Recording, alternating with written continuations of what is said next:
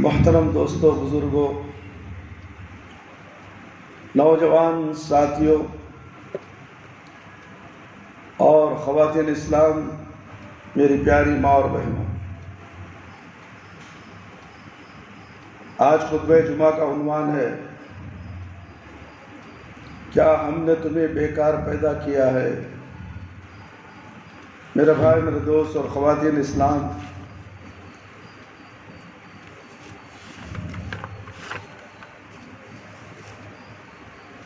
اللہ رب العالمین نے فرمایا ہے، افحسبتم انما خلقناکم عبثا وانکم الینا لا ترجعون۔ سورہ مومنون آیت نمبر 115۔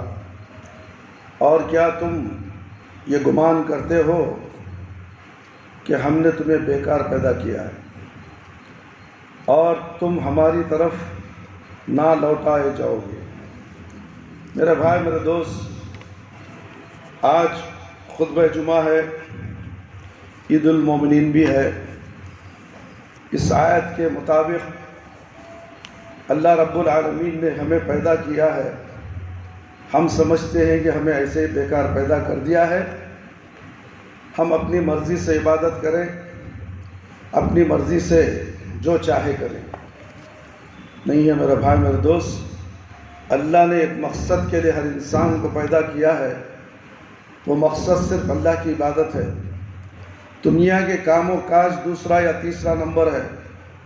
پہلا نمبر اللہ رب العالمین کی عبادت شروع ہوتے ہیں فجر کی نماز سے اور عشاء کی نماز میں ختم ہوتے ہیں، یہاں تک کہ کبھی تہجد کی نماز سے بھی لوگ عبادت میں لگے رہتے ہیں، وہاں ختم ہوتی ہے۔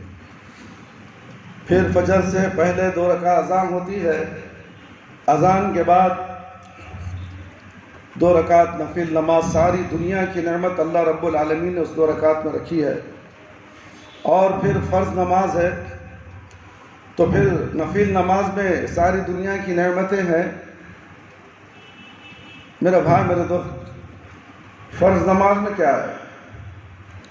فرض نماز میں ساری کائنات کی نعمتیں اللہ رب العالمین نے اس میں رکھی ہیں۔ ہمیں دنیا اور آخرت کی اس پوری کائنات کی جتنی بھی نعمتیں ہیں، اللہ رب العالمین صرف یہ کہہ رہا ہے کہ تم فجر کی نماز پڑھ لو۔ ہم مسلمانوں کو جتنا بھی بولو وہ باز آنے والا نہیں، بس اپنے کام کے تعلق سے اتنی فکر رکھے گا اللہ نے پیدا کیوں کیا؟ صرف عبادت کے لیے۔ اسے انسانوں اور جنات کو، اور انسانوں جنات بھی عبادت گزار ہیں، ہمیں نظر نہیں آتی میرے بھائی، میرے دوست۔ دن رات عبادت میں لگے ہوئے ہیں جنات، ہم انسان دن رات روزی کمانے کے چکر میں گھن چکر بنے گھوم رہے ہیں۔ ہمارے اور جنات میں کیا فرق؟ کچھ جنات شریر جنات ہیں، شیاطین ہیں، ابلیس ہیں، انسان بھی انہی کی طرح زندگی گزار رہا ہے۔ اور یہ لوگ لوگوں کو ستاتے ہیں، شریر جنات اللہ کی نہیں مانتے۔ انسان بھی وہی ہے، اللہ کی نہیں مانتا، اپنی مانتا ہے، اپنے مرضی میں پڑھوں یا نہ پڑھوں، اس میں تمہارا کیا خیال ہے؟ تم کیوں ہو؟ تم کیوں پوچھتے ہو ہمیں؟ ہم پوچھو مت، ہم بہت پریشان حال ہیں۔ روزی ہمیں نہیں مل رہی ہے، نہیں ملے گی، سر پٹک لو۔ کیوں؟ ہمیں اللہ کے پاس لوٹ کر جانا ہے، یہ یقین نہیں ہے انسان کو۔ میرے بھائی، میرے دوست، اللہ پر بھروسہ کرو، توکل کرو تو اللہ پر کرو، اور عبادت کرتے رہو۔ عبادت میں کبھی کمی نہیں کرنا، کبھی پڑھ لیا کبھی نہیں، میری مرضی، کبھی آؤں گا کبھی نہیں آؤں گا۔ کوئی کسی کے پیچھے نہیں پڑا ہے، کوئی کسی کے پیچھے نہیں پڑا ہے۔ تمہاری عبادت تمہیں کرو، تم جو عبادت کرو گے وہ نیکیاں تمہارے لیے ہیں، میرے لیے تھوڑی ہے۔ تم دنیا کا رونا لے کر بیٹھتے ہو، اور دنیا کا رونا لے کر کہیں کاروبار میں بڑھ گئے، گھر میں بڑھ گئے، روڈ میں کھڑ گئے، چائے کی دکانوں میں کھڑ گئے، تو اس سے کیا فائدہ حاصل ہوا؟ کاش کہ تم آتے نماز پڑھ لیتے اللہ کی نظر۔ باہر گھومنے پھرنے سے، وقت گزارنے سے، ظہر کا ٹائم ہے مگر ہم کہیں اور ہیں۔ ہمارا دل کیا کہتا ہے میں کچھ کام کے لیے آیا ہوں، نماز بعد میں پڑھ لیں گے، عصر کو ملا کے پڑھ لیں گے، نہیں تو عشاء کے بعد پوری نمازیں ملا کر پڑھ لیں گے۔ ایسے بھی لوگ موجود ہیں میرے بھائی میرے دوست، ایسے لوگوں کی نماز قابل قبول نہیں۔ میرے بھائی میرے دوست، سچے مومن بنو، سچے اور پکے مومن بنو۔ مسلمان تو آئے رہے غیر نتھو خیر گلیوں میں جھنگوروں کی طرح ملتے ہیں، کیڑے مکوڑوں کی طرح پھیلے ہوئے ہیں۔ وقت اس کائنات میں انسان کی عزیز ترین اور نہایت بیش قیمت متاع ہے۔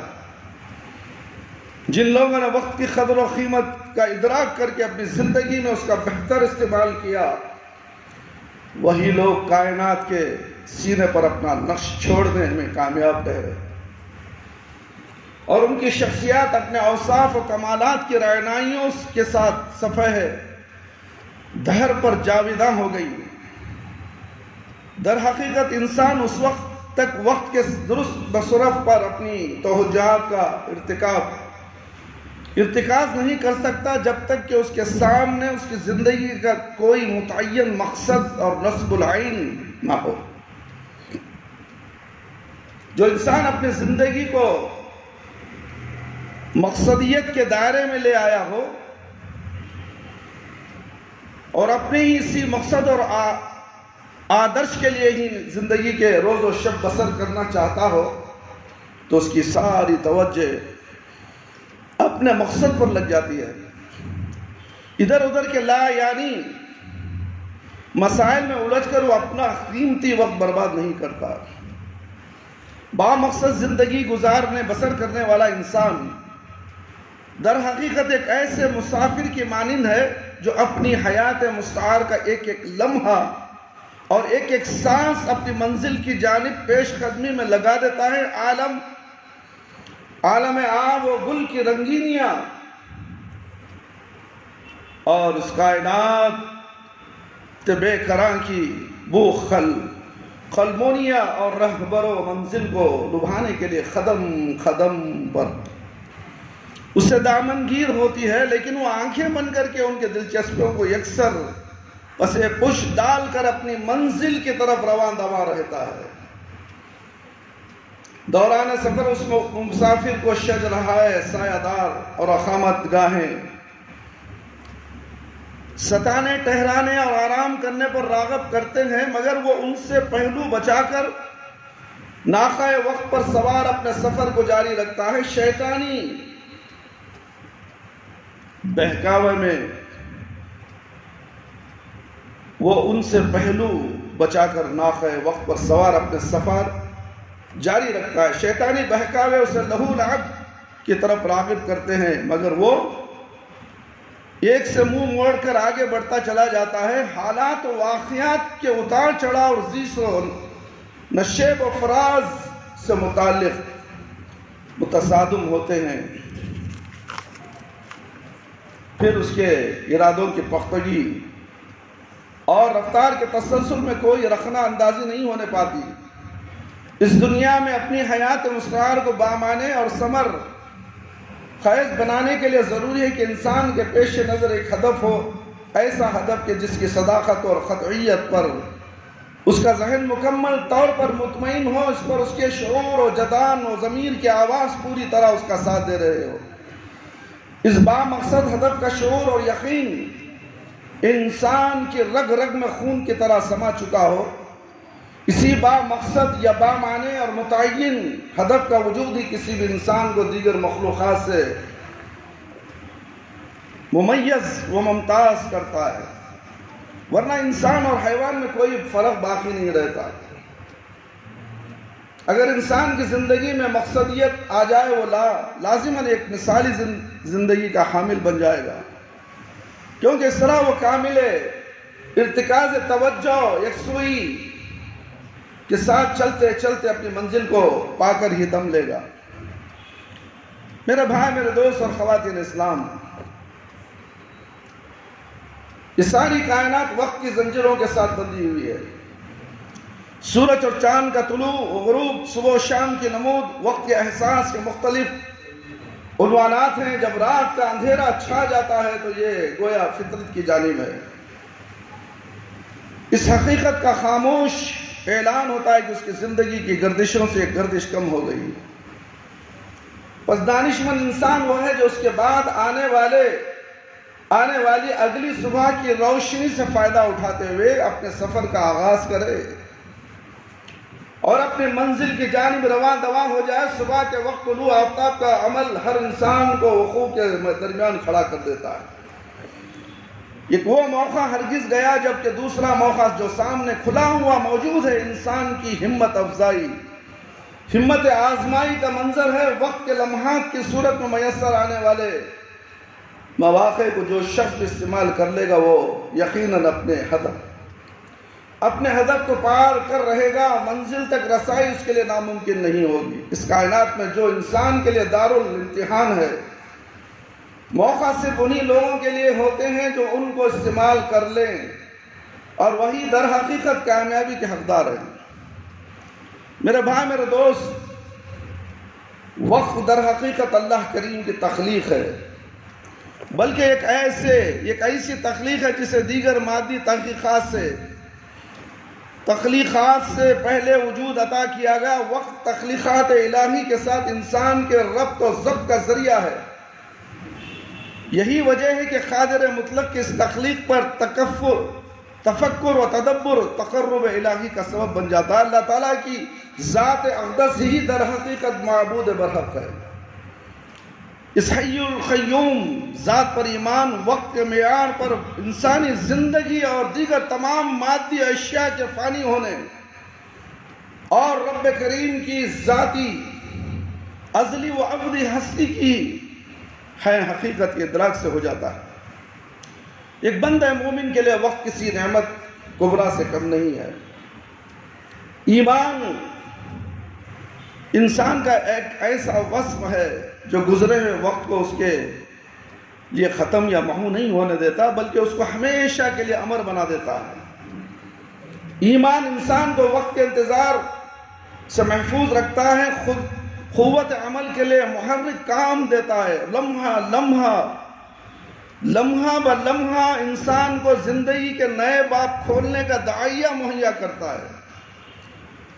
اللہ کی رحمت و مہربانی سے وقت سکڑتا اور پھیلتا ہے، امور حیات میں آسانیاں پیدا ہو جاتی ہیں، بند راہیں کشادہ ہو جاتی ہیں، نئے نئے عنوانات سے کام کرنے کے مواقع میسر آتے ہیں۔ انسان کی ایک مختصر سی زندگی جو خواب و خیال کی طرح پلک جھپکتے گزر جاتی ہے، وہ جنت بری اور رضا الہی ایسی بے حد کنار اور لازوال نعمتوں کی قیمت قرار پاتی ہے۔ پھر کیا کائنات کی اس پیش قیمت حقیقت کو طاق نسیان کی زینت بنا دیا جائے؟ نہیں، بلکہ عقل مندی کا تقاضا ہے کہ اس کی اہمیت کا شعور اجاگر کر کے اس کے تقاضوں پر عمل ہونے کی مساعی جمیلہ بروئے کار لائی جائے، اور دن رات اللہ عز و جل، اللہ ذوالجلال کے حکام اور نبی کریم صلی اللہ علیہ وسلم کی شریعت پر عمل کیا جائے۔ میرے بھائی، میرے دوست اور خواتین اسلام، آج ہم لوگ وقت کی قدر ہمارے پاس نہیں ہے۔ دنیا کے کام کے لیے وقت کی قدر ہے، کہیں سے کوئی آمدنی کا ذریعہ آتا تو اتنا وقت وہاں لگا دیتا ہے، وہ وقت صرف دنیا کی حد تک ہے، اور مرنے کے بعد وہ وقت تمہارے ساتھ آنے والا نہیں ہے۔ جو حقیقی معنی میں جو وقت تمہارا صرف ہونا چاہیے وہ صرف اللہ اور اللہ کے رسول صلی اللہ علیہ وسلم کی اطاعت و فرما برداری میں ہونی چاہیے۔ اس کے بعد جو بچا کچا وقت ہے وہ دنیا کے لیے ہے، مگر الٹا ہو گیا ہے میرے بھائی میرے دوست، سارا وقت دنیا کے لیے کھپا دیا گیا ہے۔ کوئی اپنے گھر سنوارنے کے لیے، کوئی کاروبار سنوارنے کے لیے، اپنے بیوی بچوں کے لیے، دن رات محنت اور کوشش کرتا ہے، اور اپنے لیے آخرت کے لیے کیا بھیج رہا ہے کبھی وہ سوچنا پسند نہیں کرتا، اس لیے کہ فرصت نہیں، وقت نہیں ہے۔ میرے بھائی میرے دوست، اگر کسی سے پوچھا جائے کہ اس کے پاس سب سے قیمتی ترین سرمایہ کون سا ہے، تو یقیناً اس کا مناسب ترین جواب یہی ہوگا کہ صحت اور قوت۔ یہ دو ایسی لاجواب و لاسانی نعمتیں ہیں جن کا مقابلہ کسی دوسری چیز سے نہیں کیا جا سکتا۔ شریعت مطہرہ نے اس جانب توجہ دلاتے ہوئے فرمایا کہ یہ دو نعمتیں ایسی ہیں جن کی بابت بہت سارے لوگ دھوکے کا شکار رہتے ہیں۔ صحت مند یہ سمجھتا ہے کہ اس کی صحت کو بھی کبھی زوال نہیں آئے گا، اور فارغ البلال جلد ہی وہ لمحات سر پر آن کھڑے ہوتے ہیں جب یہ سب کچھ قصہ پارینہ ہو جاتا ہے۔ ان دو نعمتوں میں سے بھی اگر زیادہ انمول اور گراں قدر کوئی چیز ہے تو وقت کی نعمت ہے۔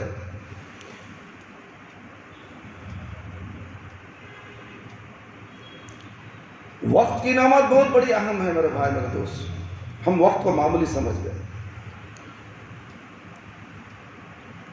وقت کی اہمیت وقت کا اندازہ اس سے لگایا جا سکتا ہے کہ اللہ ذل جلال والاکرام اپنی مقدس کتاب میں جا بجا وقت کی قسم کھا کر اس کی اہمیت کو اجاگر کیا ہے۔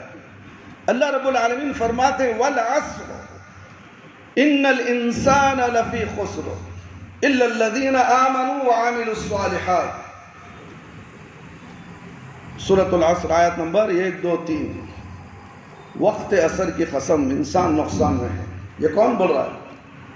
اللہ رب العالمین فرما رہے ہیں میرے بھائی میرے دوست، اسے انسانوں کو، یہ گھامڑ انسان ہے کہ سمجھتا نہیں ہے، چھوڑو جی حضرت کا حالی تمہیں وجہ بولتے رہو، اِنَّا لِلَّهِ وَإِنَّا إِلَيْهِ رَاجِعُونَ پڑھ دو اس شخص کے اوپر جو دین کو سمجھتا ہی نہیں، دنیا کی طرف پیچھے بھاگ رہا۔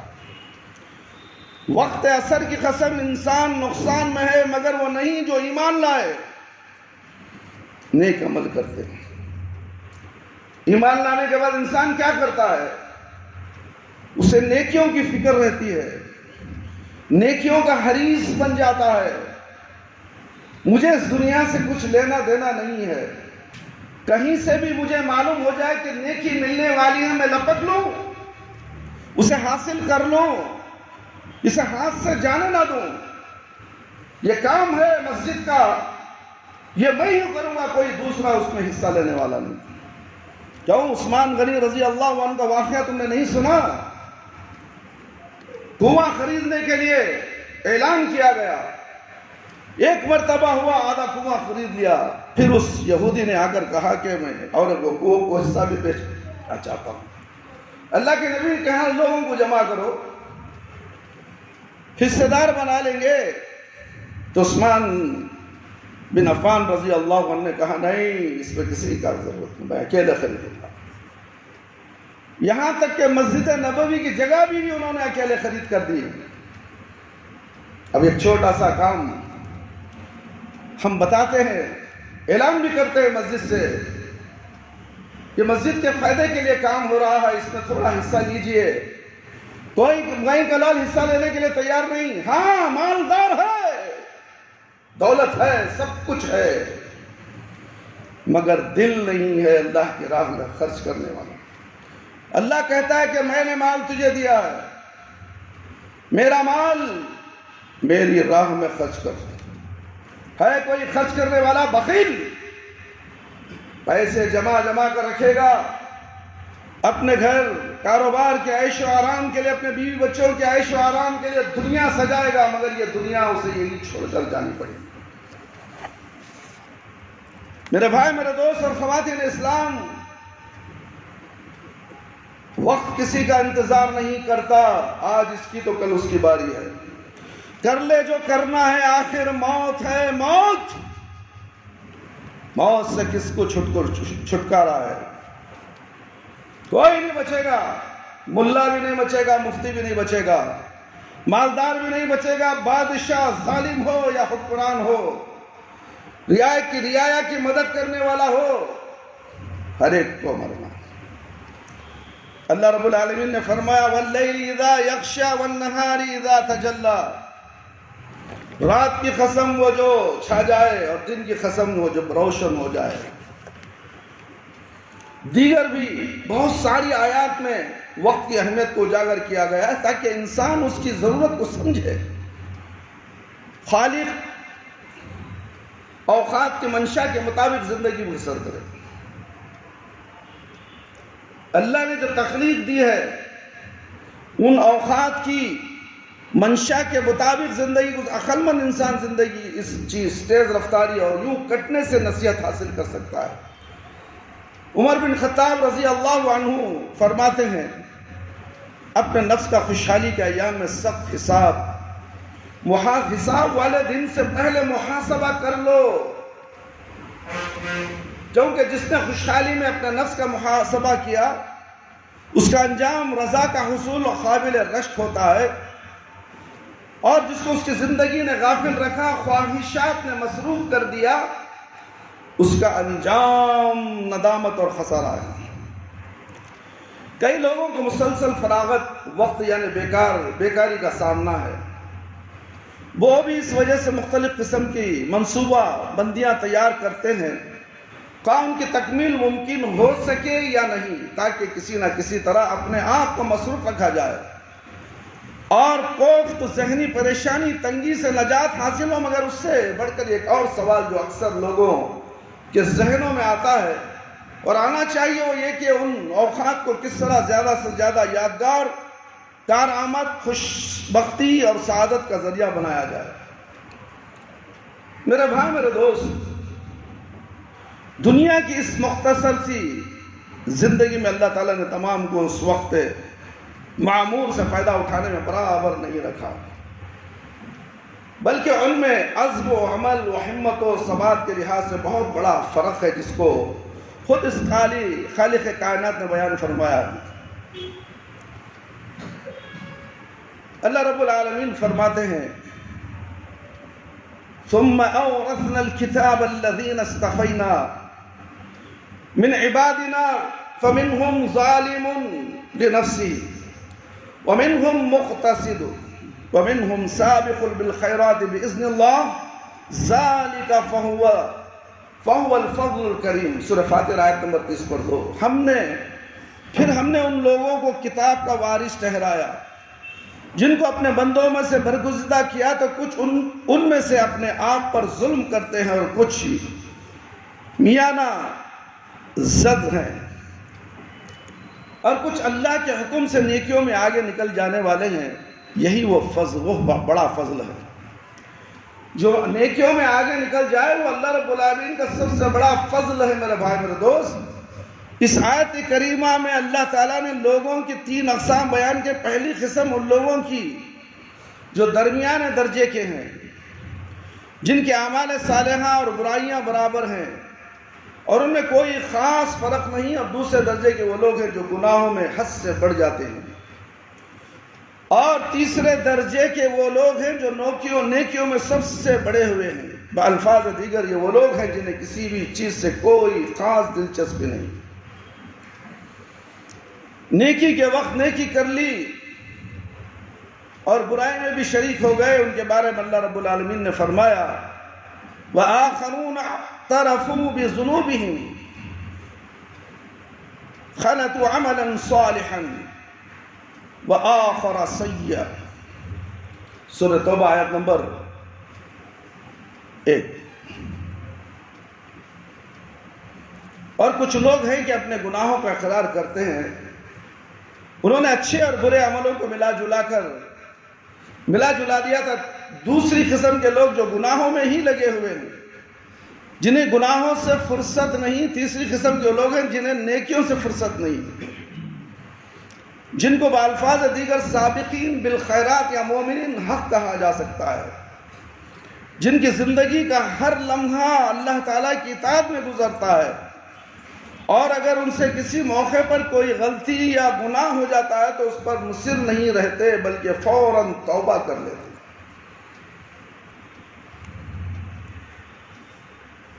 وقت کے متعلق ایک اور تقسیم بھی کی جا سکتی ہے میرے بھائی، میرے دوست اور خواتین اسلام، مختلف کمیوں، کوتاہیوں اور افراط و تفرید کے باوجود زمانے یا وقت سے پہلے اپنے تعلق کے اعتبار سے لوگ 30 نسب کے ہیں۔ وہ لوگ، پہلا وہ لوگ جو ماضی کے ہی بندے بنے بیٹھے ہیں اور جن کو اپنے باپ دادا کے کارناموں پر بڑا فخر ہے، ہمارے باپ دادا ایسے تھے۔ یہ ایسے لوگ ہیں جو ابھی تک ماضی ہی میں ہیں، اس کے علاوہ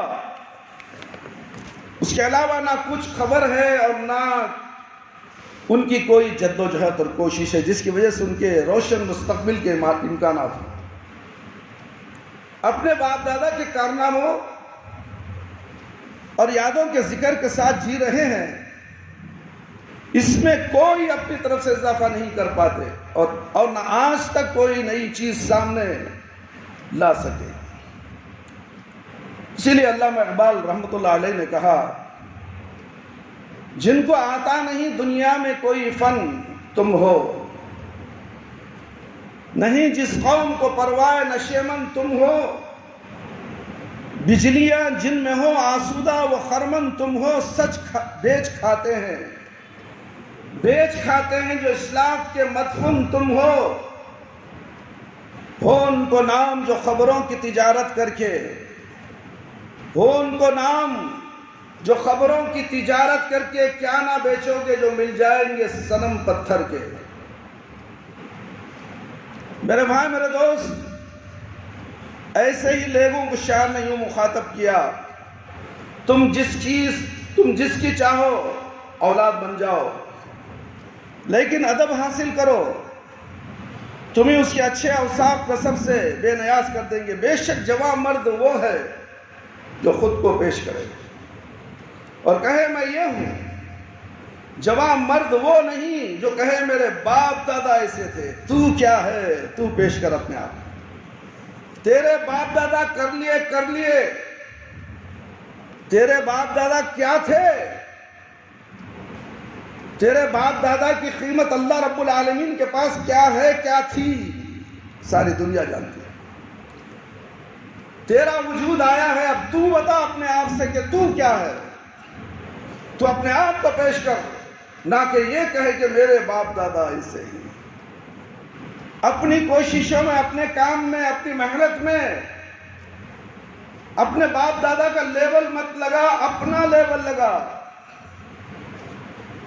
توکل کر اللہ پر، بھروسہ کر اللہ پر، نکل روزی تلاش کرنے کے لیے۔ روزی محنتوں سے ملتی ہے، آسانی سے نہیں۔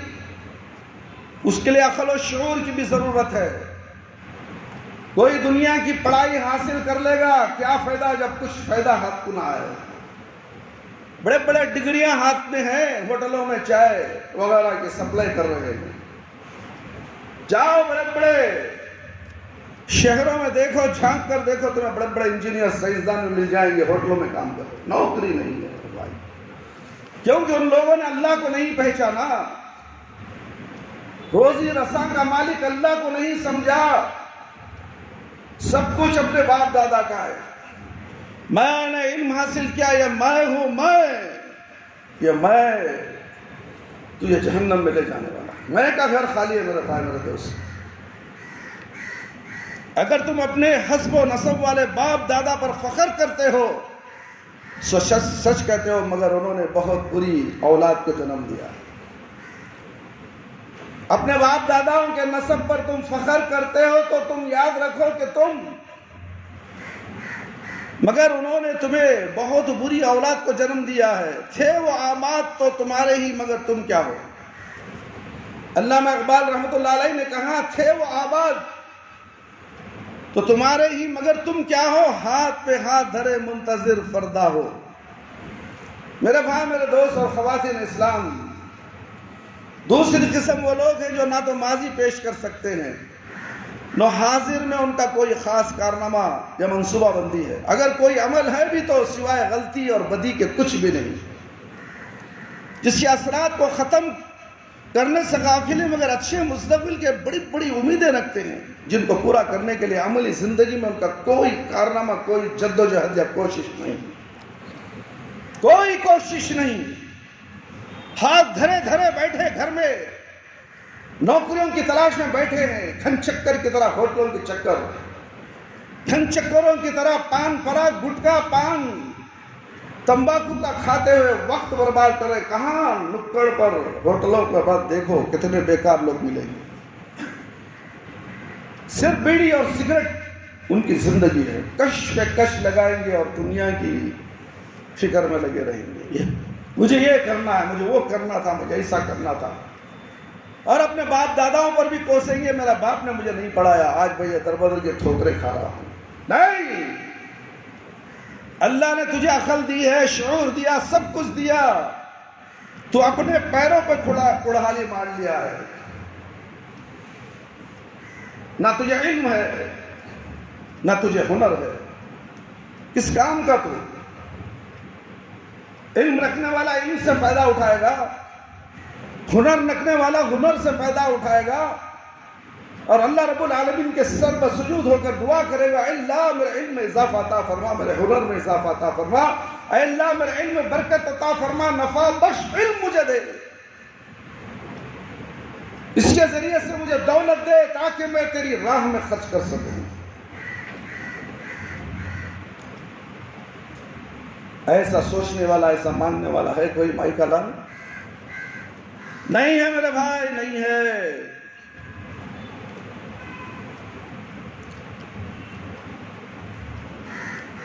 مگر اچھے مستقبل کے لیے بڑی بڑی امیدیں رکھتے ہیں، جن کو پورا کرنے کے لیے عملی زندگی میں ان کا کوئی کارنامہ نہیں، جد و جہد کوشش نہیں۔ یہی وہ لوگ ہیں جن کی خواہشات کو ہم سپنوں کے محل، خیالی جدوجہد یا کوشش نہیں ہے،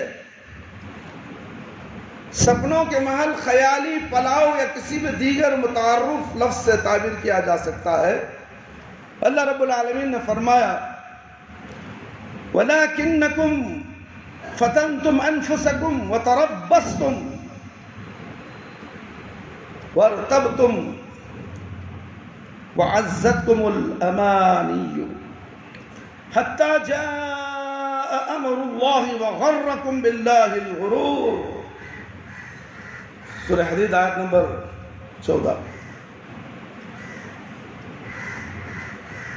مگر تم نے خود کو آزمائش میں ڈالا ہے اور انتظار میں ہی رہے اور شک و شبہ کرتے رہے، تمہیں تمہاری فضل و تمناؤں نے دھوکے میں رکھا ہے، یہاں تک کہ اللہ کا حکم آن پہنچا اور تمہیں اللہ کے بارے میں دھوکہ دینے والے نے دھوکے میں ہی رکھا۔ رسول اللہ صلی اللہ علیہ وسلم نے فرمایا عقل مند وہ ہے جس نے اپنے نفس کو قابو میں رکھا، موت کے بعد کے لیے اعمال کیے۔ وہ عاجز وہ ہے جس نے خواہشات نفس کی پیروی کی، خواہشات نفس کی پیروی کی اور امیدیں لگائے رکھے۔ دو قسم کے لوگوں کو مخاطب کرتے ایک شاعر نے، عربی شاعر نے کہا، جوان وہ ہے جو اپنے ماضی کو معتبر گواہ بنائے رکھتا ہے۔ تمہاری حالت یہ ہو گئی ہے کہ آج کا دن تمہارے خلاف گواہ ہے، اگر کل آپ سے کوئی غلطی ہو گئی تو آج اس کو نیکی کر کے ختم کیجیے۔ آج کل غلطی ہو گئی ہے، نیکی کے ذریعے وہ غلطی کا ازالہ ہوگا، نیکی کرو۔ کیسے کرو گے؟ موقع اللہ نے دیا ہے، کرو۔ غلطیاں ہمارے سے ہوتی ہیں، قدم قدم پر ہوتی ہیں۔ انسان خسارہ اٹھانے والوں میں سے میرے بھائی میرے دوست، یہی آپ کی اچھی خصلت ہے، اور آج کے دن کی جانے والے بھلائی کو کل تک کے لیے نہ چھوڑیں، شاید کل کا دن آئے اور آپ نہ ہو۔ بہت سے لوگوں کو ہم نے کچھ نیکی کا کام یا صدقہ اور خیرات کا کام کہنے کے لیے کہا، حضرت صبح پرسوں مجھے فون کرو، میں وہ کل کو پینچ کر دوں گا۔ حضرت وہ کیا بھی مسئلہ نہیں ہے تمہارا، وہ کل دن آتا ہی نہیں میرے بھائی میرے دوست. وہ کل کا دن اس لیے نہیں آتا کہ فون کو بلاک کر دیا جاتا. ہاں میں نے وعدہ کیا تھا مسجد میں کہ یہ کام جو مسجد کا ہے میں وہ کر گزروں گا. اب کل 2 دن کے بعد مولوی صاحب کا فون آ جائے گا. مجھے اتنی فرصت ہی نہیں ہے کہ میں مسجد جاؤں. مجھے اتنی فرصت بھی نہیں ہے کہ پے اکاؤنٹ سے میں انگلی دبا کر وہ اخراجات میں ادا کر دوں. بس مجھے دنیا حاصل کرنی ہے. فرصت نہیں ہے. وہ دن نہیں آئے گا, اس کی موت کا دن آ جائے گا. ایسے کتنے واقعات ہم نے دیکھے. آج کا دن آج, کل کا دن نہیں. آج کے کام کو کل پر مت ٹالو. کیا معلوم کہ کل تمہاری موت کا دن ہے. سمجھتے کیوں نہیں, عقل کیوں نہیں رکھتے, نصیحتیں حاصل کیوں نہیں کرتے.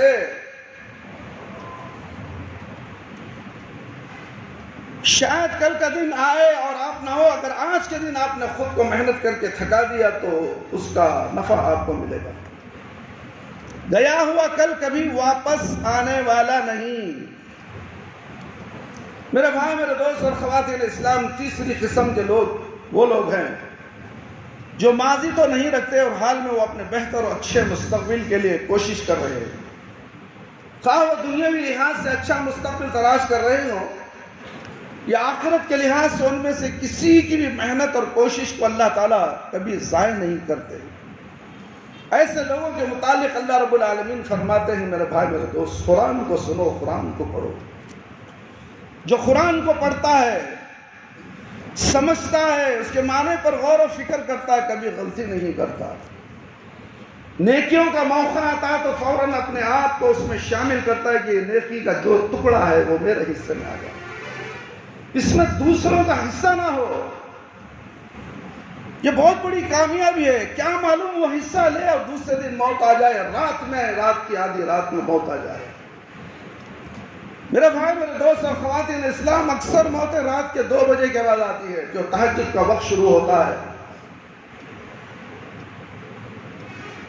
رات کو اسی لیے کہا جاتا ہے کہ عشاء کی نماز پڑھو پڑھو پڑھو اے گدھو.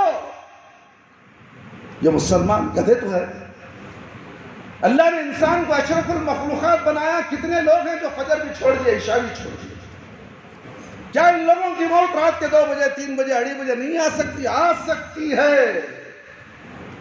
غفلت کی نیند میں ہے. فجر کی اہمیت مسلمان کے اندر نہیں ہے میرے بھائی. اللہ ماشاءاللہ گنے چنے لوگ, یعنی کہ 1000 میں کوئی ایک ہوگا جو فجر کی نماز کے لیے, تہجد کی نماز کے لیے بیدار ہوتا ہو. فجر کی نماز چھوٹنے کی فکر کرتے ہوئے, جاگتے ہوئے فجر کی نماز پڑھ کے تھوڑی دیر لیٹ جاتا ہوں, اس لیے کہ پھر فریش ہو کر اس کے دنیا کے کام و کاج کرنے ہیں.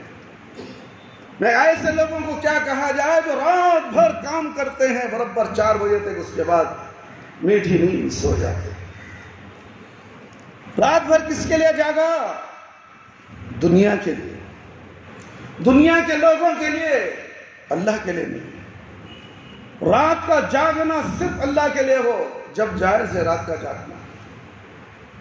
اور رات کو سونے میں تاخیر ہے تو قرآن اور حدیث کی بات میں وقت چلا جائے, کبھی دیر ہو جائے سونے میں تو کوئی مذاکرہ نہیں, مگر دنیاوی کام کے لیے, دنیاوی باتوں کے لیے رات کا وقت ضائع ہونے نہیں دینا چاہیے, اس لیے کہ وہ حرام ہے.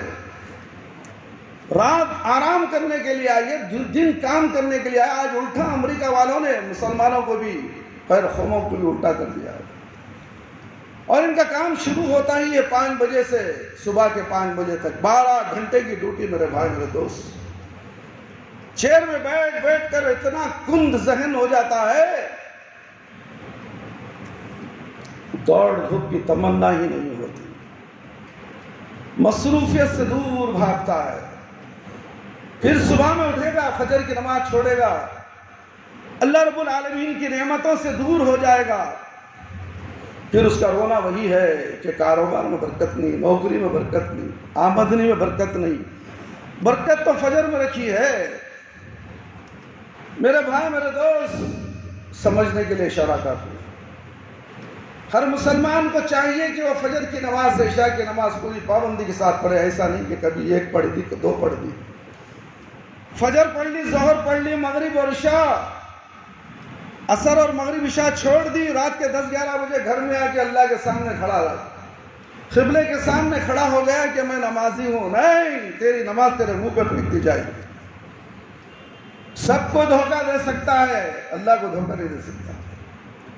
اللہ نے کہا کہ وقت پر مرد کی نماز مسجد میں ادا ہوگی. فرض نماز, نفل نماز جتنی چاہو تم گھر میں پڑھو, سب سے افضل ہے. فرض نماز اتنی مسجدیں بنائی کیوں گئی؟ تم اپنی سہولت کے لیے, اپنے کام و کاج کے لیے. ہم نے کسی کو دیکھا کہ فجر چھوڑ کر ظہر, عصر, مغرب, عشاء میں آ کے پوری نمازیں کھڑ کے پڑھ رہا. ہم نے پوچھا یہ کون سی نمازیں آپ نے پڑھی؟ کیا تہجد پڑھ رہے تھے؟ نہیں حضرت, ظہر چھوڑ گئی, عصر چھوڑ گئی, مغرب چھوڑ گئی, اب عشاء 3 نمازیں پڑھ لیا حضرت. نہیں.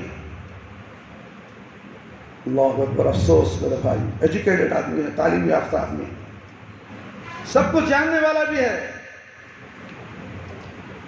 یہ اسی طرح ہر روز کر رہا ہے میرے بھائی میرے دوست, اور مرے گا تو اس کی نمازیں اس کے منہ پر پھینک دی جائیں گی. نماز سے خالی ہوگا. یاد رکھو میرے بھائی میرے دوست, جو ماں باپ کا نافرمان ہے کبھی جنت میں نہیں جائے گا. ماں باپ کا نافرمان جنت میں جائے گا, خوشبو بھی نہیں سنے گا. اور بے نمازی بھی جنت میں نہیں جائے گا. اور یہ ماں باپ کا نافرمان 5 وقت کا نمازی ہے, روزہ بھی رکھتا ہے, نفل نمازیں بھی پڑھتا ہے, کم و بیش حج و عمرہ بھی کرتا ہے, اور مال ہے تو زکوٰۃ بھی نکالتا ہے. کیا یہ جنت میں جائے گا جو ماں باپ کا نافرمان ہے؟ میرے بھائی میرے دوست, ماں باپ کی نافرمانی اسے نماز اس کا فائدہ نہیں دے گی, روزہ فائدہ نہیں دے گا, حج فائدہ نہیں دے گا, صدقہ و خیرات فائدہ نہیں دیں گے, زکوٰۃ بھی اس کی فائدہ نہیں دے گی جب تک کہ وہ توبہ نہ کر لے.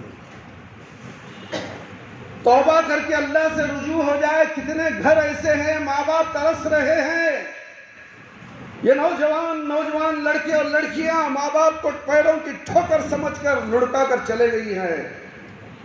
کوئی کسی کے پیچھے, کوئی کسی کے پیچھے بھاگ چکی ہے. ماں باپ روٹی کے لیے ترس رہے ہیں میرے بھائی میرے دوست, دواؤں کے لیے ترس رہے ہیں, بلکہ یہ دونوں لڑکا اور لڑکی جو حقیقی بچے ہیں اس کے, اسے کوئی فائدہ نہیں پہنچا رہے. کوئی ماں باپ اپنے ہاتھوں سے اٹھا کر بدوا نہیں کرتا میرا بھائی, کوئی باپ بدوا نہیں کرتا, کوئی ماں بدوا نہیں کرتی. جبکہ ماں کی محبت تو اتنی زیادہ ہے, اگر اس کا بیٹا 100 قتل کر دے, اسے بریانی بنا کر جیل کے دروازے کے پر کھڑی ہو جائے گی, میرے بیٹے کو کھلا دو. جب زندہ رہے تھی یا ہے, کیا اس کی وہ قدر کرتا ہے؟ سب سے زیادہ ظلم ہوتا ہے تو گھروں میں اولاد کا ماں پر ہوتا ہے, باپ تو باہر ہوتا ہے. باپ کو سمجھانے کے لیے ماں ڈرتی ہے کہ کہیں یہ باپ اسے مار نہ دے, اسے سزا یافتہ نہ بنا دے. اس کی غلطیوں کو چھپاتی ہے, اتنا چھپاتی ہے کہ ایک دن مجرم بن کر سامنے آ جاتا ہے. ڈکیتی, چوری, نہ جانے کیا کیا برے انجام ہے وہ کرنے لگ جاتا ہے, اس لیے کہ ماں کی محبت آڑ آ گئی تھی. باپ سے اس کی شکایت نہیں کی. باپ تو گھر کا حاکم ہے, اپنے بچوں پر نظر رکھنا چاہیے, مگر نظر رکھنے نہیں دے رہی تھی یہ ماں, جس کی وجہ سے بیٹا ظالم ہو گیا. اور باپ کی دعا بڑی خطرناک دعا, پلک جھپکتے ہی عرش تک پہنچ جاتی ہے. کوئی پردہ نہیں, کوئی آڑ نہیں. اپنے ماں باپ کی حفاظت کرو, ان کی اطاعت و فرما برداری کرو, شرک میں نہیں, بدعت میں نہیں. اگر تمہارے ماں باپ مشرک ہیں تو دنیا کے معاملے میں ان کی اطاعت و فرما برداری کرو، شرک میں اور کسی رسم و رواج میں اگر وہ کہتے ہیں تو ان کی بات کو نہیں ماننی چاہیے، ان کی بات ان کے گلے پہ ڈال دو، اور وہ شرکیہ کام میں تم شریک مت رہو، ان کی ہاں میں ہاں نہ ملاؤ، یہاں تک کہ تمہارا باپ کافر ہے، تمہارا باپ مشرک ہے، اس کے ساتھ تم اٹھ بیٹھ نہیں سکتے، کھا نہیں سکتے۔ جب اس کے گھر جاؤ وہ پانی پیش کرے گے، پانی بھی نہیں پی سکتے، اس کی تیمہ داری کرو، اسے دارو دوا کے پیسے، دواؤں کے پیسے، کھانے کے پیسے بحیثیت اولاد کے اسے تم دے آؤ، اس میں تم کمی نہیں کر سکتے، اگر اس میں تم کمی کرو گے تو وہ بدوا کرے گا۔ تم جو نیک ہو، متحد ہو، موحد ہو، مگر اس کی بدوا تمہارے لیے، تمہارے نیکیوں کو کھا جائے گی، جیسے دیمک لکڑی کو کھا جاتی، اسی تمہارے اعمال برباد ہو جائیں گے۔ ماں باپ کا بہت بڑا اہتمام ہے میرے بھائی، بہت بڑی عزت ہے ان کی۔ اللہ نے اس کے بعد، اللہ رب العالمین نے اپنے ماں باپ کو بڑا درجہ دیا ہے۔ اللہ کے بعد اگر کوئی ہے تو وہ ماں باپ ہی ہیں، جن کی اطاعت و فرما برداری کرنی چاہیے۔ سب سے پہلے اللہ کی اطاعت و فرما برداری، اس کے بعد ماں باپ کی۔ ماں باپ کی خوشی اللہ کی خوشی، ماں باپ کی ناراضگی اللہ کی ناراضگی، آج یہ ہر گھر میں موجود ہے، اس لیے تھوڑا سا یہ موضوع میں نے آپ کے سامنے اٹھایا۔ وقت کی قدر، وقت کی قدر کرتے ہوئے سوچو تو صحیح، آخر ہم کہاں جا رہے ہیں؟ ہمارا گھر میں ہمارے بچے، ہمارے محلے والے بچے کون سی تعلیم حاصل کر رہے؟ دنیا کی تعلیم حاصل کر کے کیا فائدہ ہے؟ کون سا گھر درست ہو گیا؟ بلکہ دنیا کی تعلیم کو اول درجہ، آخرت کی تعلیم کو 10واں درجہ، دوسرا بھی نہیں، 10واں ٹائم ملیا تو آتا حضرت پڑھنے، پڑھانا رہے تو پڑھو، نہیں تو چھوڑو۔ میرا بٹا گلی میں پھرتے رہتے، میرے باپ کا کیا جا رہا ہے، تمہارے باپ کا کیا جا رہا ہے؟ میرے بچوں کے اوپر انگلی نہیں اٹھانا حضرت، اچھا نہیں رہا۔ میرے بھائی، میرے دوست، یہ ہر گھر کا مسئلہ ہے۔ ہر گھر کے بچے اپنے ماں باپ کو اپنے بچے پیارے ہیں۔ جب تک یہ شعور میں نہ آ جائے، جب بڑے نہ ہو جائیں، یہ دنیا کی جو تعلیم لاڑو پیار تم نے دے رکھا تھا، یہ تمہارے پر وار کرنے والا، انتظار کرو، وہ وقت آنے والا ہے جب اسے تم سیدھا کرو گے تو وہ ہرگز سیدھا نہیں ہوگا، وہ بغاوت کرنے پر اتر جائے گا۔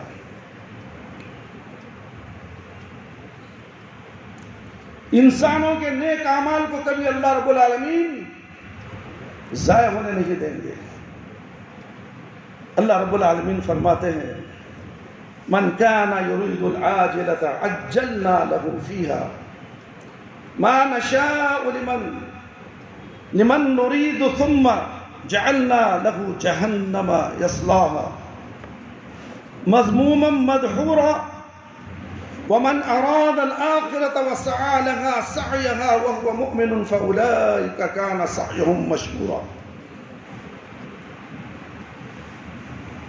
قل لا نمد هؤلاء وهؤلاء من غطاء ربك وما كان غطاء ربك محظورا۔ سورہ بنی اسرائیل 18 اور 20۔ میرے بھائی، میرے دوست، اور جو کوئی جلدی والی چیز چاہتا ہو،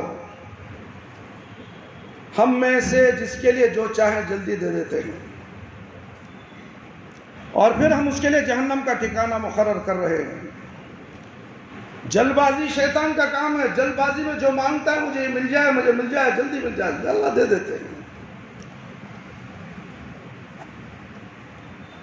پھر اس کے لیے جہنم کا ٹھکانہ مقرر کر دیتے ہیں، جس میں وہ بدحال دھتکارا ہوا داخل ہوگا، اور اس کا ارادہ آخرت کا ہو، وہ اس کے لیے اس حال میں کوشش کرے کہ وہ مومن ہو۔ بس وہی لوگ ہیں جن کی کوشش قابل شکر ہے، اور ان میں سے ہر ایک کو ہم ڈھیل دیتے ہیں تمہارے رب کی عطا میں سے۔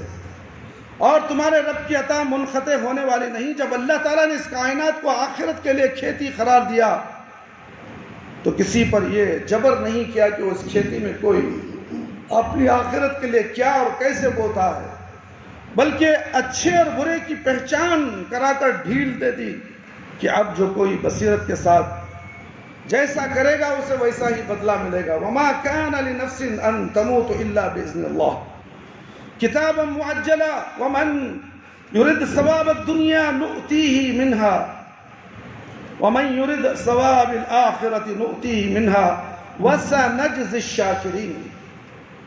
سورہ ال عمران آیت نمبر 140 پر 5۔ اللہ کے حکم کے بغیر، اللہ رب العالمین کے حکم کے بغیر کوئی جاندار نہیں مر سکتا، مقرر شدہ وقت لکھا ہوا ہے۔ اور جو کوئی دنیا میں بدلہ چاہتا ہے ہم اسے اس میں سے کچھ دے دیں گے، اور جو کوئی آخرت کا بدلہ چاہتا ہے ہم اسے آخرت میں سے دے دیں گے۔ ہم شکر گزاروں کو بہت جلد نیک بدلہ دینے والے ہیں۔ لیکن ان کے ساتھ یہ بات بھی واضح کر دی کہ جو انسان آخرت کے گھر اور اللہ کی رضامندی کا طلبگار ہوتا ہے، اللہ تعالیٰ اس کے نیک اعمال میں برکت دیتے ہیں۔ برکت اللہ کی راہ میں 1 روپیہ خرچ کیا تو 70,000 نیکی اللہ دینے والے، یہ برکت ہے اللہ کی۔ ہم 1 روپیہ بھی خرچ کرنا نہیں چاہتے۔ مالداروں کے لیے اللہ کے گھر کو خرچ کرنے کے لیے کوئی پوچھ گچھ نہیں ہے۔ مالدار اگر اللہ کے گھر میں کوئی کام آ جائے خرچ کر دے، کیا جورو پوچھے گی؟ کئی کو جیوتے دیے سو پیسے وہاں، اس کا باپ پوچھے گا، اس کا دادا پوچھے گا، مال کس کا؟ اللہ کا جورو کیا پوچھتی ہے؟ بچے کیا پوچھیں گے؟ مال تمہارے پاس ہے، تم خرچ کر دو، بھیج دو آخرت کے لیے۔ تمہارے جانے سے پہلے وہاں تمہارا وہ مال انتظار کر رہا ہے، نیکیوں کی شکل میں، جنت کی محلوں کی شکل میں۔ ہے کوئی جنت حاصل کرنے والا؟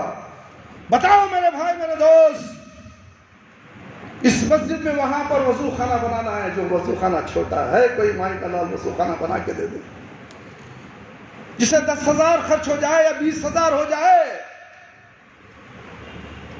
10,000 خرچ کرے 10 کروڑ نیکیاں لے لے، 20,000 خرچ کرے 20 کروڑ نیکیاں لے لے، دینے والا میں نہیں، رب العالمین۔ امید رکھو اس سے جو دینے والی ذات رب العالمین ہے۔ گھبراتے کیوں؟ مال میں کمی ہو جائے گی۔ صدقہ اور خیرات کرنے سے مال میں بڑھوتری ہوتی ہے، زیادہ ہوتا ہے، تاکہ وہ مال تم اور لوگوں میں بھی خرچ کرو۔ جنت کے محلوں میں چلے جاؤ، محلیں کیسی محلیں ہوں گی۔ ایک محل، اللہ چاہے تو ہزاروں محل تمہیں عطا کرے، صرف تمہاری نیت کا معاملہ ہے میرے بھائی، میرے دوست۔ ارادہ کرو، اچھے ارادے کرو، اچھے نیک عمل کرو، اپنی آخرت سنوارنے کے لیے اور مواقع میسر آ جائیں۔ اور جو صرف دنیا ہی چاہتا ہے اسے دنیا اتنی ہی ملتی ہے جتنی دنیا کا مالک دینے کا ارادہ کرے گا، اس سے زیادہ کچھ بھی نہیں ملے گا، اور آخرت میں اس کا کوئی حصہ نہیں ہوگا۔ دنیا دار کے لیے دنیا مل جائے گی، مگر آخرت میں اس کا رائی کے دانے کے برابر حصہ نہیں ہوگا۔ تو پھر وہ دیکھے گا کہ اپنے نامہ اعمال میں کچھ نیکیاں نہیں ہے۔ نفسی کے عالم میں میدان حشر میں کھڑے ہوگا، اپنے انگلیوں کو کترتا ہوا، اپنے جسم کو اپنے ناخنوں سے کھرچتا ہوا کھڑا ہوگا۔ کاش کہ میں مسجد تقویٰ کے لیے اعلان کے بعد میں کچھ کر گزرتا، حصہ ہی لے لیتا۔ کاش بڑے بڑے مساجد ہیں میرے بھائی، میرے دوست، مالدار مساجد ہیں، سارے مالدار اسی کو جا کے پیسے دے دیتے۔ چھوٹا سا اعلان ہو، کروڑوں روپے، 2 لاکھ کا اگر خرچ ہے تو 1 کروڑ روپے جمع ہو جاتے ہیں۔ معلوم ہے؟ کبھی حساب پوچھا تم نے؟ ہم مساجدوں پر نظر رکھتے ہیں، ہمیں پتا ہے کون سی مسجد میں کتنا چندہ ہوتا ہے، کہاں کیا کیا ہوتا ہے، کیسے ترقی کرتے ہیں۔ قرآن اور حدیث کا علم حاصل کرنا نہیں چاہتے مسلمان، قرآن اور حدیث کی باتیں سننے کے لیے مسجد میں جمع نہیں ہوتے۔ یہ کیسے مسلمان ہے جسے دیکھ کے شرمائے یہود؟ من کان یرید حرث الآخرۃ نزد لہ فی حرثہ ومن کان یرید حرث الدنیا نؤتیہ منہا وما لہ فی الآخرۃ من نصیب۔ سورہ شورى آیت نمبر 20۔ اور جس کا ارادہ آخرت کی کھیتی کا ہو ہم اس کو اس کھیتی میں ترقی دیں گے، جو کوئی دنیا کی کھیتی چاہتا ہوں اسے اس میں سے ہی کچھ دیں گے، اور ایسے لوگوں کا آخرت میں کوئی حصہ نہیں۔ میرے بھائی، میرے دوست اور خواتین اسلام، ان آیات مبارکہ سے اتنی بات تو سمجھ میں آ گئی، جو کوئی جیسا کام کرے اسے ویسا ہی بدلہ ملتا ہے۔ عدل اللہ تعالیٰ کی صفت ہے میرے بھائی، میرے دوست۔ انصاف دنیا کا کوئی حکمران انصاف نہیں کر سکتا، دنیا کے بڑے بڑے بادشاہ چلے گئے۔ انصاف کرنے والی ذات سے رب العالمین کی ہے، وہ قیامت کے دن آپ کو معلوم ہوگا۔ انصاف کا بادشاہ، فیصلہ کرنے والا شہنشاہ کون ہے؟ تمہاری آنکھیں پھٹی کی پھٹی رہ جائیں گی۔ جو دنیا میں دولت مند کو بڑا سمجھتے تھے، اس کے سامنے جی حضوری کرتے تھے، ہاتھ جوڑ کر کھڑے ہو جاتے، وہ آتا ہے تو بیٹھے رہتے، اٹھ کر کھڑے ہو جاتے۔ کھڑا ہونا صرف اللہ کے لیے ہے، کسی ملا کے لیے نہیں، کسی مولوی کے لیے نہیں، کسی پیشہ ور خطیب کے لیے نہیں، کسی استاد کے لیے نہیں کھڑا جا سکتا۔ مسجد نبوی میں صحابہ کرام موجود ہیں، اللہ کے لیے بھی ہے، کسی صحابی نے اٹھنے کہا بیٹھ جاؤ، کوئی نہ اٹھے۔ اللہ کے نبی فرما رہے ہیں، مگر یہاں وہ بڑے بزرگ آ گئے، اللہ اکبر کبیرہ، یہ بزرگ شرک پھیلاتا ہے، گناہ پھیلاتا ہے، تعویذ گھنٹے پھیلاتا ہے، اس کے لیے تم اب ہاتھیں جوڑ کر کھڑے ہوتے ہو، چاہے وہ اپنا باپ ہی کیوں نہ، اپنا دادا کیوں نہ۔ یہ تو اللہ کا دشمن، یہ تو نجس۔ ان المشرکون نجس، قرآن کی آیت اٹھا کر پڑھو۔ مشرک ناپاک ہے، چاہے وہ اچھے کپڑے پہن لے، سرما لگا لے، عطر لگا لے، کیا پاک؟ مگر اللہ کی نظر میں مشرک ناپاک ہے، جب تک کہ وہ توبہ نہ کرے، توبہ کرے اور اللہ سے رجوع ہو، اور ایک اللہ کی عبادت کرے، ایک نبی کریم صلی اللہ علیہ وسلم کی شریعت پر عمل کرے، پھر اس کے بعد اس کی نمازیں، اس کے روزے، اس کے صدقہ اور خیرات اور زکوٰۃ، حج، عمرہ، ارے اتنا صرف توحید کی ضرورت ہے۔ جس کے پاس توحید نہیں، احد پہاڑ برابر نیکیاں ہو، ہزاروں احد پہاڑ کے برابر نیکیاں ہو، توحید نہیں ہے، وہ نیکیاں قیامت کے دن ہوا کے جھونکوں میں اڑا دی جائیں گی تمہاری آنکھوں کے سامنے۔ تم تو خوش ہو جاؤ کہ واہ کتنی بڑی نیکیاں میں کر کے آیا ہوں، اب تو میں اس نیکیوں کے ذریعے سے جنت میں چلا جاؤں گا۔ اللہ رب العالمین پوچھیں گے توحید کے بارے میں، ہائے لادری میں نہیں جانتا، لوگ جو کرتے تھے، ہمارے باپ دادا جو کرتے تھے، ہمارے ملا مولوی، یہ اللہ کے سامنے کہا کہ میرے ملا مولوی جو مجھے بتا وہ کرتے تھے، تو اللہ نے کچھ نہیں کہا۔ میں نے دنیا میں نبی کو بھیجا نا، ملا مولوی کو نہیں بھیجا، 4 امام کو نہیں بھیجا، 5 امام کو، ہزاروں امام آئے، سب نے یہی کہا کہ ایک اللہ کی عبادت کرو، ایک نبی صلی اللہ علیہ وسلم کی اطاعت کرو۔ 1,24,000 پیغمبر آئے، اللہ کی عبادت کرو، اللہ کی عبادت کرو، اللہ کی عبادت کرو، کیونکہ شیطان دنیا میں آ چکا تھا۔ آدم علیہ السلام دنیا میں آئے، انہوں نے کہا ایک اللہ کی عبادت کرو۔ آج ہم کتنے خبروں کی عبادت کرتے ہیں، کتنے جھنڈوں کی عبادت کرتے ہیں، کتنے جھاڑوں کی، کتنے پنجوں کی، کتنے نہ جانے کیا کیا میرے بھائی، دھاگے کی۔ کل ایک ہندو مریض جس کی لڑکی کو شیطان نے گرفت پکڑ لیا تھا، میرے پر لایا گیا تھا، میرے پاس، میں باہر تھا، وہ مریضہ عورت لڑکی تھی 12 سال کی، جن پکڑ لیا تھا، ہندو. ہم نے اسے دعوت دی مسجد میں آؤ. وہ آنے کے لیے ڈر رہے تھے. میں نے کہا نہیں، اللہ کا گھر ہے، سب کے لیے گھر ہے. قرآن ساری دنیا کے لیے ہدایت نامہ اور روشنی نامہ. تمہارے لیے بھی قرآن ہے. اور اللہ نے توفیق دی تو تمہارا معاملہ اللہ کے پاس اچھا ہوگا. وہ جن ان ماں باپ سے، ان کے ماموں سے بحث کر رہی تھی عورت، میں جیسے ہی مسجد میں داخل ہوا فوراً رفو چکر ہو گئی، اس کے جسم سے بھاگ گئی. دوسرے دن 10 بجے اس کے گھر میں پھر حاضر ہوئی. میں نے اسے بھیجا. جب وہ آئی تو پوچھا اسے کہ حضرت آنے کے بعد تو کیوں بھاگ گئی؟ حضرت سے بات کرنا تھا تجھے، تو کیوں آئی؟ کس لیے آئی؟ حضرت کو بتانا تھا، قرآن سننا تھا، تو کیوں چلی گئی؟ جب اس کے باپ نے اسے پوچھا، میں نے کچھ ہدایتیں اسے دی تھی، اس طریقے سے پوچھو، اس طریقے سے کرو. اب ان کو تو قرآن بول کر نہیں دیا سکتا، وہ قرآن نہیں پڑھ سکتے. کچھ ٹپس ایسے میں نے دیے جو ہر کوئی عامل کسی کو نہیں دیتا. میں نے کچھ ٹپس ایسے دیے اس سے بات کرنے کے لیے، اسے جان چھڑانے کے لیے. نہ کوئی قرآن کی آیت میں نے اسے بولی. میں نے کچھ باتیں اس کو بتائی. وہ اسی طریقے سے اس سے پوچھنے لگا تو فلانا فلانا تھا، ہم دیونہلّی میں ایکسیڈنٹ کے ذریعے مر گئے تھے، ہماری پوری فیملی مر گئی. یہ لڑکی وہاں پر پڑھنے کے لیے آئی تھی ہاسٹل میں. میں جب وہاں سے گزری تو اس کی نظر مجھ پر پڑی، مجھے بلانے لگی. میں پلٹ کر دیکھی تو یہ مجھے پتھر پھینک کر مار دی. میں فوراً اسی وقت اس کے اندر، اس کے جسم میں چلی گئی.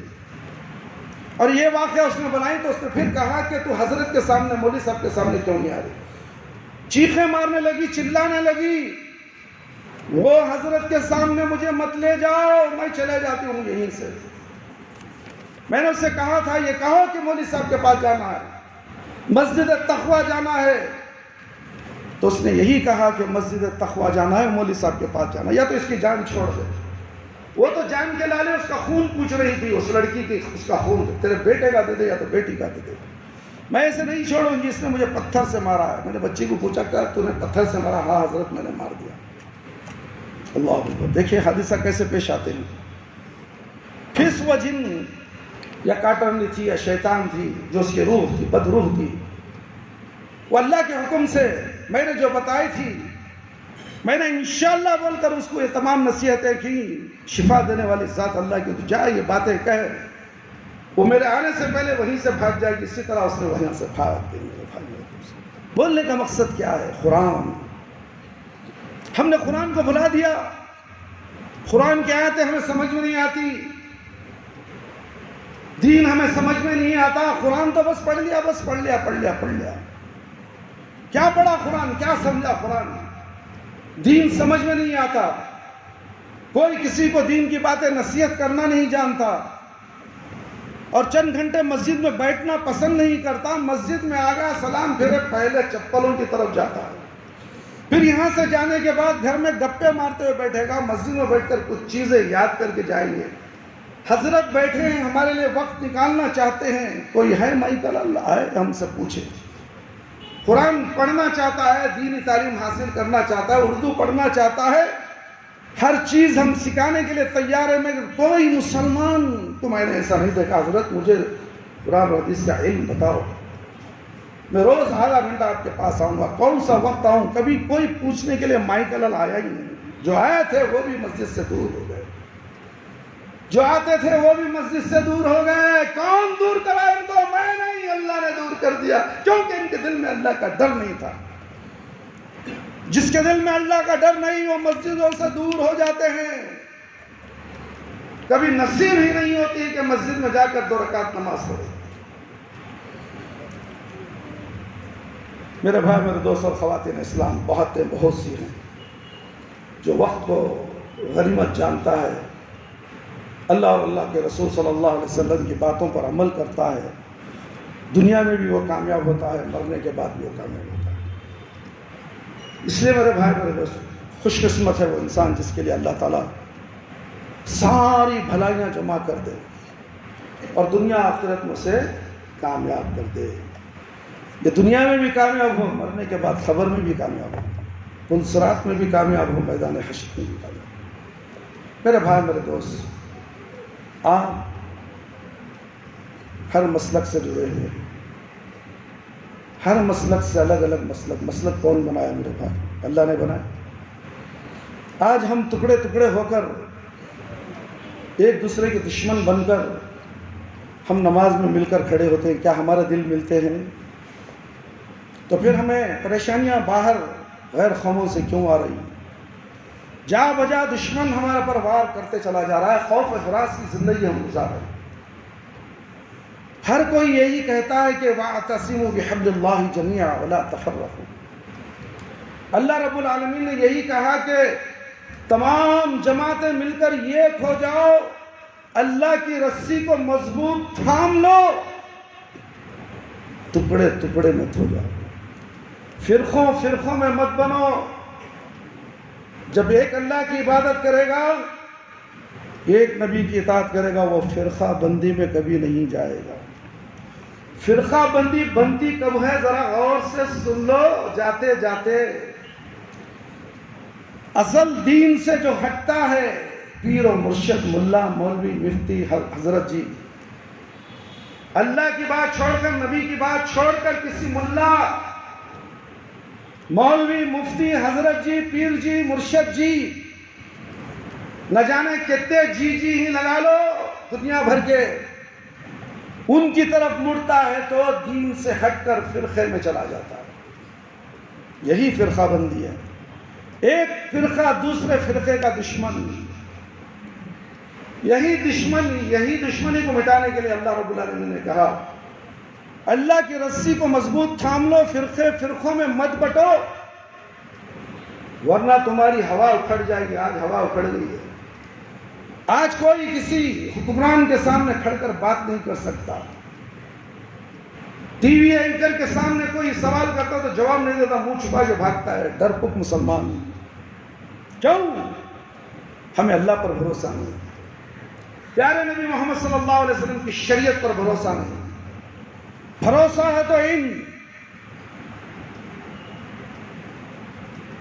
دین کو بیچنے والے ملا اور مولویوں پر ہے, دین کو بیچنے والے مرشد اور فقیر کے اوپر ہے. اللہ کی نظر میں ان کی کوئی حیثیت نہیں. سب سے بڑا پیر کون معلوم؟ میرے اور آپ کے آقا پیارے نبی محمد صلی اللہ علیہ وسلم. کیا وہ ایک پیر ہمارے لیے کافی نہیں؟ مدد کے لیے ساری کائنات کے لیے ایک اللہ وہ کافی نہیں؟ تو پھر ان بھاڑے کے کٹوؤں کی ضرورت کیوں پڑ گئی تمہیں؟ جاؤ ان کے پیچھے تم چھلے بنے بیٹھے ہو. تم کامیاب ہو جاؤ گے. اللہ کی بھی عبادت کرتے ہو, فلانے کی بھی عبادت کرتے ہو, اللہ سے بھی مانگتے ہو, فلانے سے بھی مانگتے ہو. یہی تو شرک ہے اکبر. شرک اکبر ہے میرے بھائی. یہ توبہ کے بغیر کبھی معاف نہیں ہو سکتا. اگر اسی کے بغیر, توبہ کیے بغیر مر جائے گا, ممبر رسول پر کہتا ہوں اللہ کی قسم وہ کبھی جنت میں نہیں جائے گا. اس کا ٹھکانہ سیدھا جہنم. اور تم بڑے ملا مولوی بنے بیٹھے ہو, تم بھی کچھ جانتے ہو نا. تمہارے بھی دوست احباب میں, تمہارے بھی رشتہ داروں میں, تمہارے بھی جان پہچان والوں میں ملا مولوی پیر و مرشد کے پیچھے چلنے والے ہیں. تمہیں جانتے ہیں یہ توحید ہے, یہ شرک ہے, تو پھر ان کو نصیحت کیوں نہیں کرتے؟ اگر تم نے نصیحت نہیں کی, کل وہ میدان حشر میں گرے وہاں پکڑ کر پوچھے اللہ کے سامنے, اللہ یہ جانتا تھا, میرے ساتھ اٹھتا تھا, کھاتا تھا, پیتا تھا, سوتا تھا, سب کچھ کرتا تھا, میرے ساتھ کاروبار بھی کرتا تھا, مگر اس نے مجھے اللہ کون ہے, اللہ کے نبی کون ہے, صحیح عبادت کیا ہے, شرک کیا ہے, توحید کیا ہے, اس نے کبھی مجھے بتایا نہیں. تو پھر کہے گا اللہ رب العالمین جاؤ اس کے ساتھ تم بھی جہنم میں چلے جاؤ. کہیں ایسا وہ ہمارے ساتھ میدان حشر میں نہ ہو جائے. میرے بھائی, ہر ایک کو اپنی اپنی فکر کرنی چاہیے, اپنے ایمان کو بچانا چاہیے, اپنی توحید کی حفاظت کرنی چاہیے. لا الہ الا اللہ محمد رسول اللہ کلمہ ہم نے پڑھ لیا, اس کے تقاضے کیا ہیں, اس کے معنی کو سمجھو, پھر اس پر عمل کرو. توحید کو سمجھنے کے بعد تمہاری نماز قبول ہوگی, توحید کو سمجھنے کے بعد تمہاری زکوٰۃ قبول ہوگی, حج قبول ہوگا, زکوٰۃ قبول ہوگی, عمرہ قبول ہوگا. توحید نہیں ہے تو سب چیزیں بیکار ہیں۔ میرے بھائی میرے دوست، انشاءاللہ اور بھی بہت سے باتیں ہوں گی۔ بزرگان دین، دوستوں بزرگوں، میرے بھائیوں میرے دوستوں، ادھر بازو جو کھڑکی ہے وہاں پر کچھ دیوار ہم نے توڑی ہے، وہاں وضو خانہ بھی بنانا ہے، جس کے لیے تقریباً 15-20 ہزار روپے کا خرچ آ رہا ہے، اور نیچے سے سیڑھیاں بنا کر وہیں سے جیسے دروازے پہ داخل ہوں گے سیڑھیاں چڑھ کے یہاں آئیں گے، وضو کر کے مسجد میں داخل ہوں گے۔ ایک دروازہ وہاں کونے پر لگا ہوا ہے، مصلیوں کو تکلیف نہ ہو، پریشان نہ ہو۔ ایک دو نل ہے، دو نل کے پیچھے 4 آدمی کبھی کھڑے ہوتے ہیں تو کبھی بحث بھی ہو گئی تھی۔ اتنی زور زور سے باتیں کر رہے ہیں، خطبہ چل رہا، میں نے کہا میرے بھائی اللہ کے لیے خاموش ہو جاؤ، تو اس نے کہا کیا جی مولوی صاحب، کدھر جی مولوی صاحب؟ اندر آ کے بولتا غلطی ہوگی معاف کر لیو۔ اللہ اکبر، یہ جھگڑا کرنے آ گیا میرے بھائی میرے دوست، بیچارے کو معلوم ہے علم کی کمی۔ اس لیے میرے بھائی آپ میں سے کوئی ہے یا آپ میں سے اگر کوئی نہیں ہے تو آپ کے دوست صحابہ میں تو مالدار ہوں گے جو اللہ کی راہ میں خرچ کرنے والے ہوں گے، جو اللہ نے پیسہ دیا ہے وہ خرچ کرنے والے ہیں۔ وہ وضو خانہ صدقہ جاریہ ہے، جو قیامت تک مسجد قائم رہے گی تو اس وضو خانے سے لوگ مستفیض ہوں گے، ان کی گناہ جھڑیں گے اور نیکیاں بڑھتے جائیں گی۔ وضو کے ایک ایک قطرے سے ایک نیکی جھڑے گی اور ایک نیکی بڑھتے جائے گی۔ چاہے 10 آدمی وضو کریں دو، 100 آدمی وضو کرنے دو، اس کا اجر آپ کو ضرور ملے گا میرے بھائی میرے دوست۔ اس لیے میں آپ سے عاجزانہ، ادبانہ، مؤدبانہ گزارش کرتا ہوں، اس کار خیر میں حصہ لیں۔ 20,000 روپے کوئی مشکل نہیں، 2,000 روپے کوئی مشکل نہیں ہے، 1,000 روپے کوئی مشکل نہیں انسان کو دینے کے لیے۔ تھوڑی تھوڑی رقم ہی جمع ہو جائے تو ہم کر لیں گے۔ عثمان بن عفان رضی اللہ عنہ کا وہ عمل تمہیں یاد نہیں،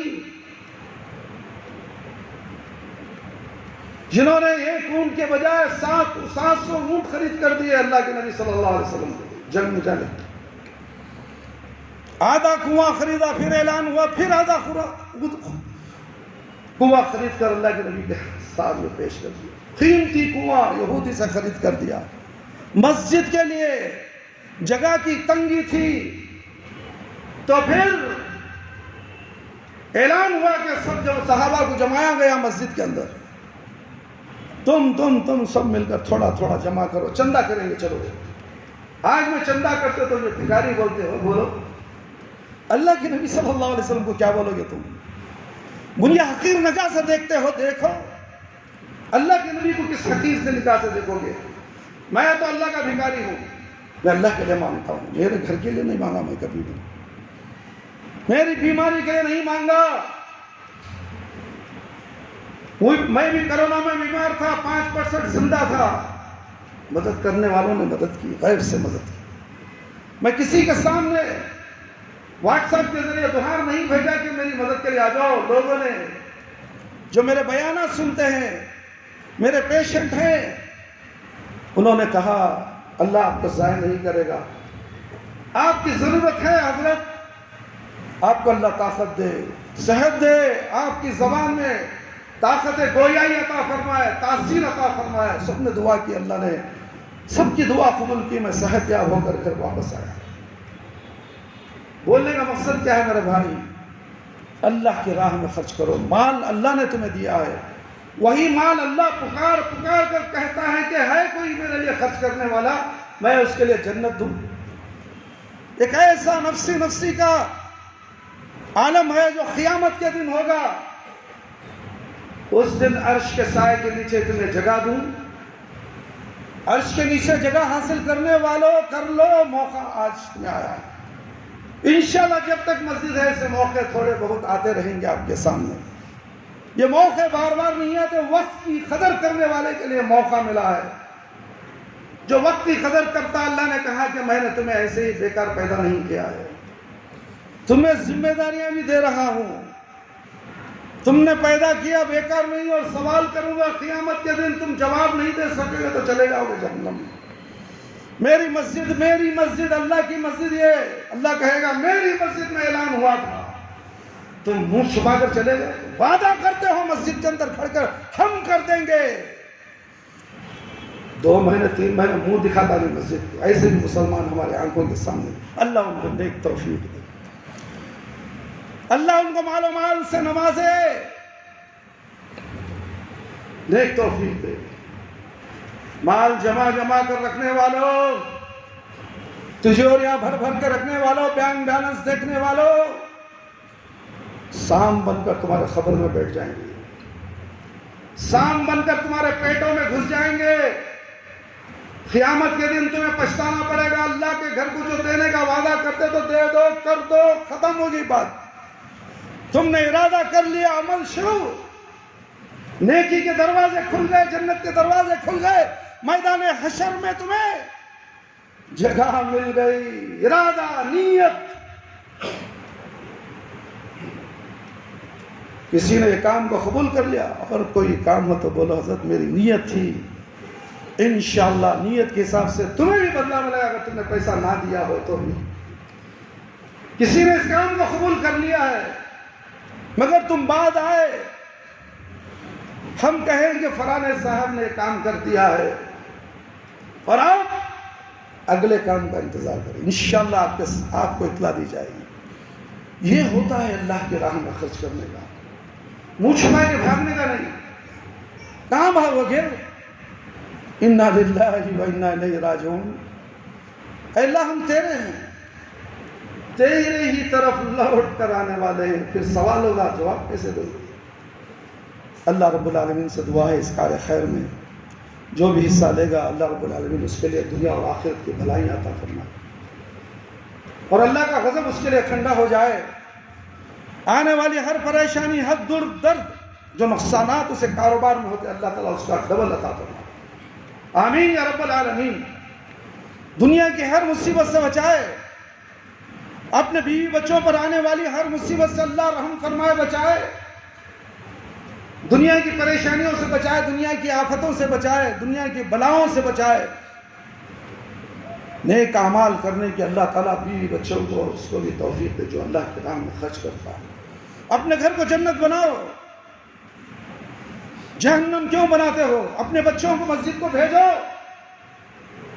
قرآن پڑھنے بھیجو، دعائیں سیکھنے بھیجو، استاد کی ڈانٹ کو صبر کرو، استاد کی مار پہ صبر کرو، یہ بچہ تمہیں انگلی پکڑ کر جنت پہ لے جائے گا۔ بچوں کو روکتے ہو، تقویٰ میں مت جاؤ، پڑھنے مت جاؤ، وہ ایک اللہ کی بات بتاتا ہے، ایک نبی کی بات بتاتا ہے، بزرگوں نے دین کا کیا بھی وہاں حصہ نہیں ہے، اللہ کا حصہ نہیں رکھا ہے۔ ہم بات بتائیں تو اللہ کی اور اللہ کے نبی کی، ہم سے چڑھتے ہو، ہم سے نفرت کرتے ہو، کرو، تم نے اللہ سے نفرت کی ہے، تم نے نبی کائنات صلی اللہ علیہ وسلم سے نفرت کی ہے۔ جو قرآن اور حدیث سے منہ موڑے، خبر کے اندر بڑا خطرناک عذاب ہے، وہ عذاب بھگتنے کے لیے تیار ہو جاؤ میرے بھائی، میرے دوست اور خواتین اسلام، اللہ سے ڈرو۔